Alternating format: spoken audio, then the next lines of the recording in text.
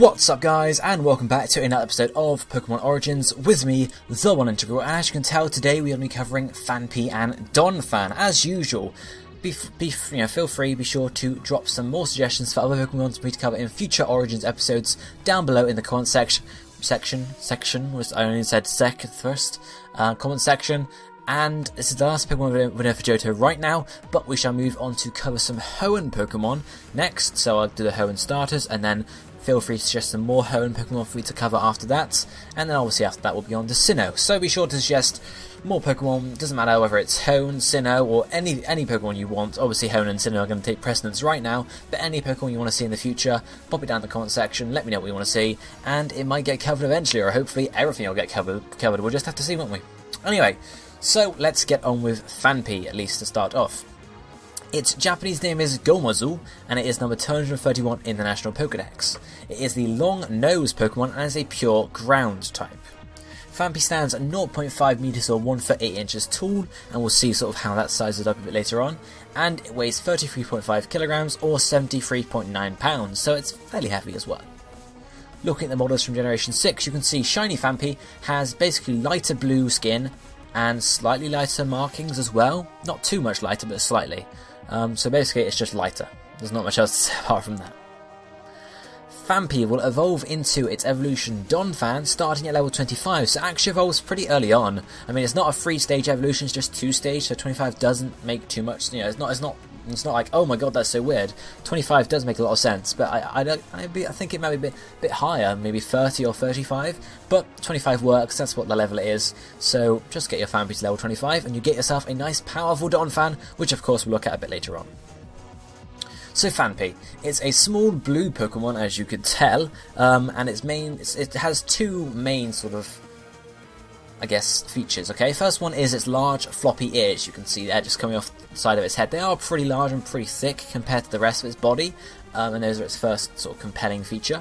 It has 4 short legs on which it stands to keep it upright, and obviously it can run along on those, that would make sense. And as well as this, it has a short tail just sort of peeking out the back, as well as its other main feature, a long nose, much similar to an elephant or something similar. It also has some sort of long nose or trunk.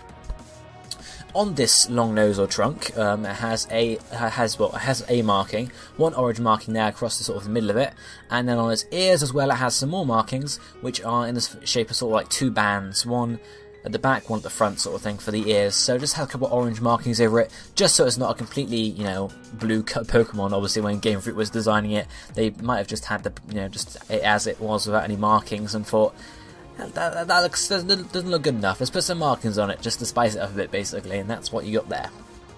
On the end of its feet, on the end of each leg, is a foot, and there's a single toe on each of these feet, just a single one poking out the front. Just, I guess, just, you know, what a toe's used for in general, not much, but they are there, so it can kick up some dirt, I assume, and we'll find out actually more about that in the Pokédex entries, which are coming up right now. So, Phanpy with this long snout or nose actually uses this snout to swing it around. It actually swings it around playfully, so I guess it just gets entertained by seeing its long nose just go around and around and around. But it also can bump people with it, and when it bumps people with it, it's actually a sign of affection. So if it bumps you with its nose or just hits against you, it's obviously, you know, very fond of you. However, because of its sheer force and sheer power, even being a small Pokemon, it's pretty powerful, it can actually hurt people by doing this because of how powerful, how strong it is. So be careful if you've got a Phanpy, don't make it love you quite too much because it might kill you. It lives, or Phanpy in general, live beside rivers, and they actually dig vertical pits for nests. So they dig, I guess these are what the single toe on the feet are used for, just digs a vertical pit, so a pit that just goes down next to the side of the river, just sort of digs a hole basically, and it uses it as a nest. Who knows how it climbs back out again, maybe it just climbs at the side or something along those lines, but that's what Phanpy does. It lines the area around this nest. I don't know if it's a sort of just a small circle around it or a larger area, but it actually lines the area with its trunk to show sort of that this Phanpy has this territory basically. Like some Pokemon, or not Pokemon, but animals will mark their territory with scent. Phanpy will do it with a trunk. He'll just get his trunk, rub it in the dirt, and then just make a line basically, and any other Phanpy that come along might see this line and think, whoa, that's not my line, better skedaddle out of here, or something like that. It also uses this long trunk to shower itself in the morning, so it'll just pop on down to the river, get all this water in its trunk, and then just throw it over itself. Very similar to how elephants do it. I can't imagine Phanpy is too good at that, because elephants obviously have a very long trunk compared to their body. It's almost as long as their body. However, Phanpy's isn't that long at all. It just sort of seems to come out a bit and then stops. So I don't know how it manages to get water reliably over the back of it. And I guess it can just throw it back over the top of its head, but it's not very reliable. Whereas an elephant can actually just like properly get its trunk up and swing it around everywhere. So, but Phanpy manages somehow. And that's obviously the main feature of it, but a secondary main feature, the large floppy ears. It uses these large ears to actually fan itself and keep itself cool, because we assume it lives out by a river, so or maybe in a small desert landscape or a savanna landscape, so it might be a bit hot, sun bearing down on it all day, so it uses these big ears just to flap itself and keep itself cool, as many animals do in real life as well. So that's Phanpy. What is Phanpy based off of? Well, it's not, based off an elephant calf. The big floppy ears. Elephants use them to fan themselves and keep themselves cool. The long trunk, especially using it to wash themselves. Hints at an elephant, because Phanpy isn't really as big as an elephant, or loads of stuff like an elephant. It's based off an elephant calf, so basically a baby elephant. Because it's not that big. Its trunk isn't too long. I mean, elephant calves, they have pretty long trunks, longer than Phanpy, obviously, but still a bit longer. But yeah, elephant calf would fit Phanpy very easily there. So the Japanese name Gumazu is a combination of Tosaigoma, meaning yearling, and Zo, meaning elephant.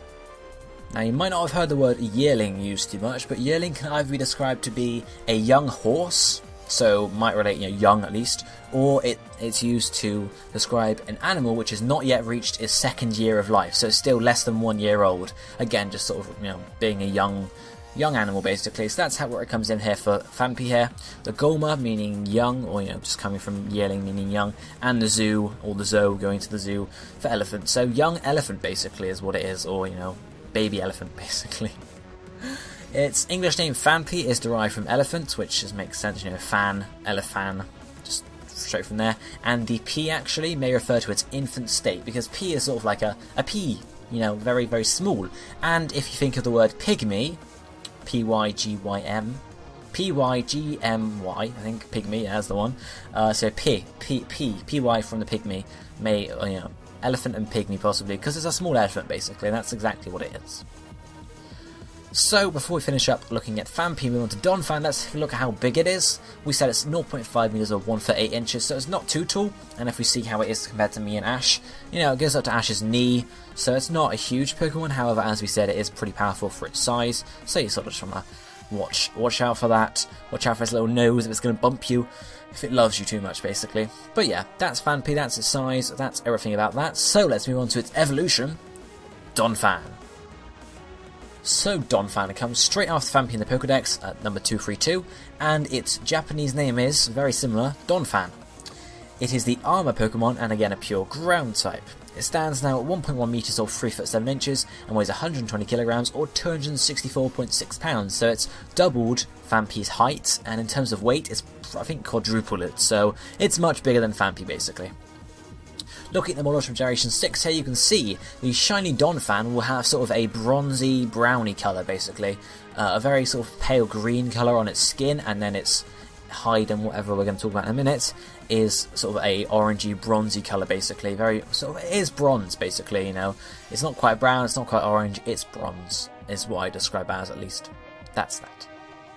So, Donphan is a large grey Pokemon, its main skin colour being a very light grey, but it also has these sort of areas of blackness on it, which is sort of black hide. It has a band of black hide that runs all the way along its back, and again ends in a trunk on its front end, much similar to Phanpy. However, it also has a small tail on its back, which I think comes off of this band of black hide. You can't quite see it in its Sugamoria or any other media I have shown here at least, but I think it has a small tail, very similar to Phanpy, and this tail just again tears off from the hide that runs all the way across the top of its head.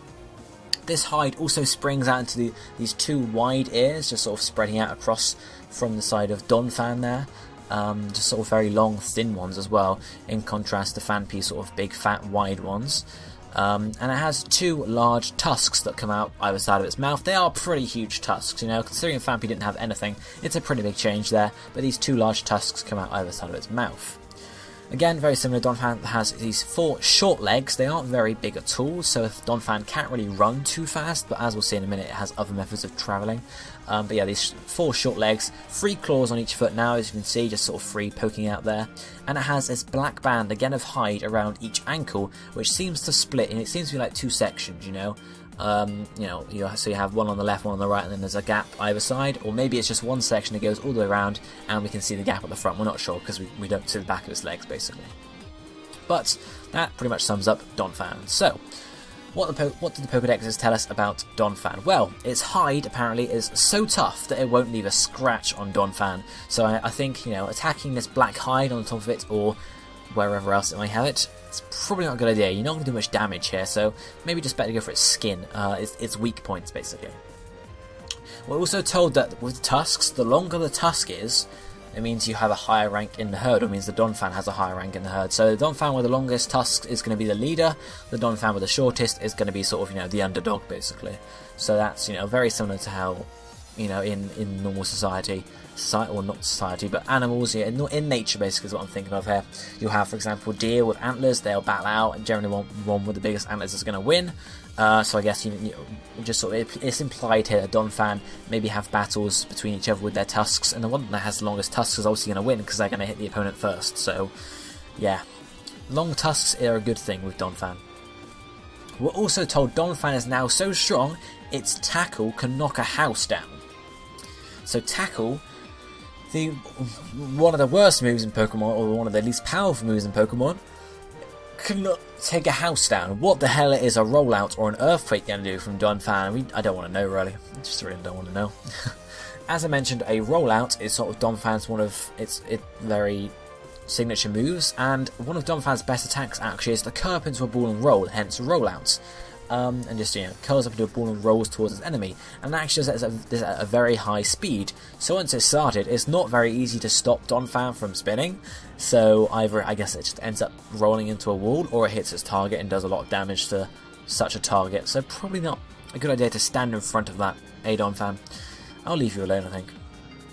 So, what's Donphan based off of? Well, an elephant, basically, very similar to Phanpy. You know, it's got a trunk again. Elephants do have tusks as well, as we know. Elephants are hunted for ivory, so shout out to you know, awareness. But yeah, very similar to elephants in, you know, very different aspects. I mean, it doesn't have as big as ears as an elephant does, but it does have long ears, so I guess that is at least some sort of comparison there. But due to the smallness of Donphan, you know, only being 1.1 meter tall, whereas most elephants in real life are like 2 meters almost, or something like that, it may be based more on a dwarf or a pygmy elephant rather.